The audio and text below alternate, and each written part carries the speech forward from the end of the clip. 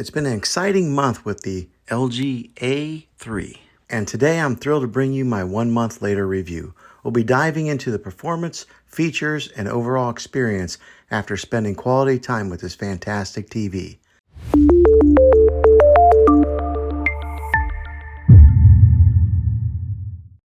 Well, hey guys, Juan here. Thanks for stopping by my channel and checking out this video. So if you're watching this, I imagine you're in the market to buy this TV here, or maybe you have purchased it and you're looking to get some of the specifics on it. Well, after owning this thing for 1 whole month, I'm going to give you my review on this and give you the ins and outs of it, and if I think that this has been a pretty good TV after using it for a month, because I think that usually takes about that much time to really use a product to tell if it's going to be good or not.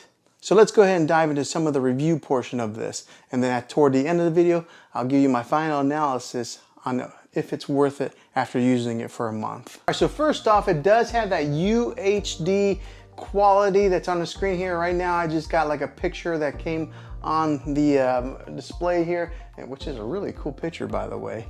But it does have the ultra high definition, and if you're gonna buy a TV, make sure you get one that is the UHD TV. I think a lot of the TVs that are coming out nowadays, that's kind of a standard, but make sure that you're looking for that specific name set, UHD TV. I think just because you're gonna future-proof yourself if you do buy a TV like that. It does have that 4K quality, that quantum 4K processor core that's inside this thing, which makes it really good whenever you are switching from maybe an app to opening up an app. With that quantum core processor that is built into this TV, it makes it pretty quick to pull up any kind of movie or anything that you're looking to watch. So let's go ahead and pull up one of the menus here. And LG does have a pretty fluid menu bar that comes up from the bottom here. And when you first get this TV, it does come pre-installed with all your major apps that you probably use. So it does come with Netflix, your Prime Video, Disney, Hulu, Sling, YouTube, Apple TV. Those are already preloaded in there. Now, when I say preloaded, they're on there, but you do have to download each one, but you download it one time. Now, those who may not know, you don't get that app. You gotta have the subscription to that app, but they are on there. But say you don't have a subscription to any of these apps on here, the good thing about LG is they do have some free content that they offer. So over here, if you can see, there is one that says CH free, and on that, it's kind of like their channel that has like almost kind of like open air TV. Okay, so if you look over here on the menu some more, there's one that's called Peacock. That's like their latest and greatest app that just came to the LG App Store, and it's got a slew of free content on there as well.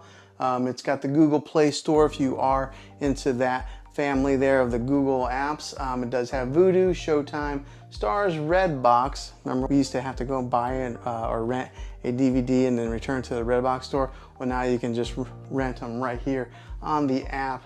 It's got the CBS All Access, Spotify, so if you do want to listen to any type of music, you can do that right here on TV. And then it's got YouTube TV if you're into that, and then also just the regular YouTube app below it. So it has pretty much all your major apps that you're probably looking to consume any type of media on.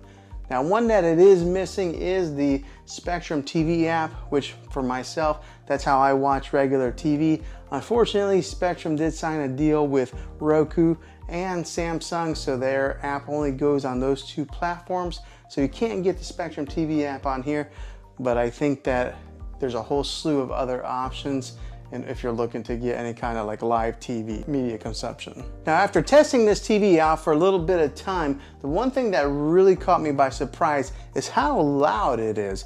A lot of times I only have to listen to this thing, right here's the volume button, but I usually pull it up to about 18 is where I'm comfortable at listening to it, and I do have kind of a longer room here. 18 is plenty loud for me, so therefore I don't really need a sound bar with this TV.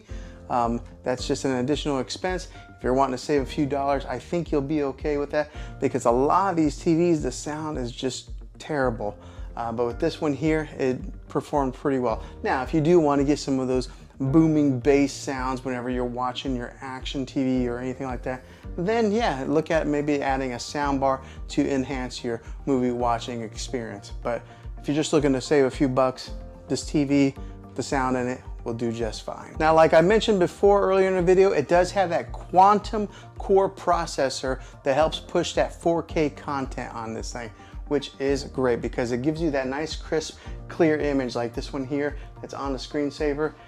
That quantum processor helps boost and makes those colors very vibrant, and maybe reduces a lot of the noise that would be in an image. Therefore, it does also translate into video watching, giving you that really dynamic color that you're looking for.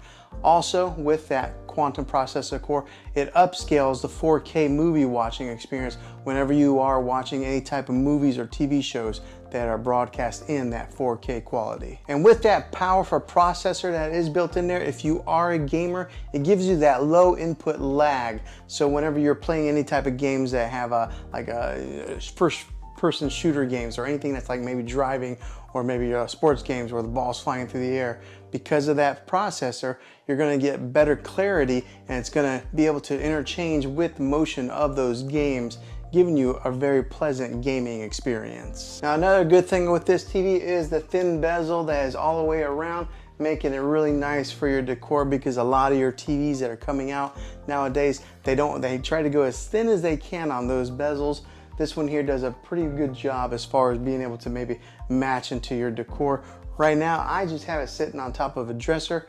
There are 4 screw holes on the back, so that way you could mount this on the wall if you wanted to. Now, let's talk about the back a little bit more, and let's talk about the inputs that it does have. Okay, so on the back of this thing, there is a USB input in case you're wanting to hook up any type of media player to it. It does have 3 HDMI inputs with that ARC HDMI in case you're wanting to hook up one of your game systems like an Xbox or a PlayStation to this. It does have the ARC HDMI input on here also, giving you 2 other HDMI inputs. It does have an Ethernet port in case you're wanting to wire in your internet directly into this, and it does have your RCA jacks with all the color coded. And it does have that old-fashioned coax cable in case you're wanting to hook up an antenna to this thing and watching a live open air TV. Okay, and just to give you a quick little look at the remote here, this is what is on the remote. It does have a built-in Netflix button. It's got a built-in Prime Video button, and then there's a movies button right here, so that way you can customize it. But it's got all your major settings buttons and everything that you would normally need. And the thing I like about it does have that push button feel versus having maybe a touch screen, kind of like an Apple TV remote. So yeah, this is what the LG remote looks like. And if you are somebody who watches a lot of sports, it does have a 120 Hertz refresh rate to help with that sports watching experience. So for example, whenever you're watching like soccer and they kick the ball up in the air, and sometimes you would see like a blur on some of those cheaper TVs.